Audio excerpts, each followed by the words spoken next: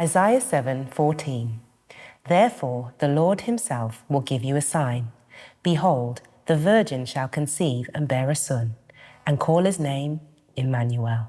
Isaiah the prophet is speaking about 700 years before Jesus was born to King Ahaz, one of the worst kings in Judah's history. Isaiah goes on to prophesy about Jesus' conception and birth, saying, "The Lord himself will give you a sign. The virgin shall conceive." You don't have to study biology to know this is an impossible situation in our experience as human beings. How on earth could a virgin conceive? But God did it. This miracle had the hallmark of God's power to do the impossible. Being conceived by the power of God meant that Jesus didn't inherit the sinful nature we all get from Adam's sin. Isaiah goes on to say, "and bear a son, and call his name Emmanuel." It blows my mind to think that 700 years before Jesus was even born, Isaiah tells us what his name will be.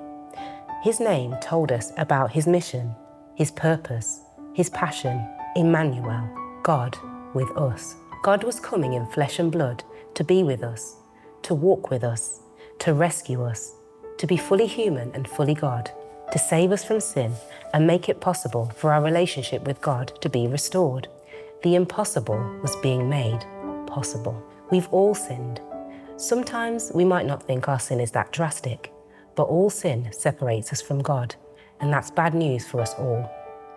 But when we look at this text in Isaiah, we find such a lot of hope. The Lord gave his Son to dwell with us and to bear our sin for us.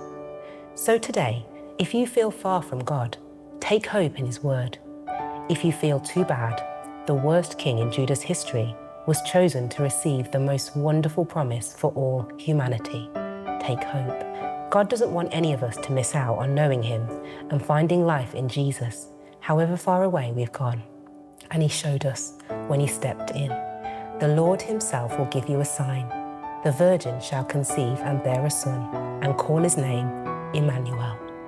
He came for us. He died for us.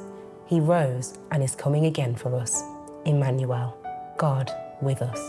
What an amazing promise for us to take and find hope in every day.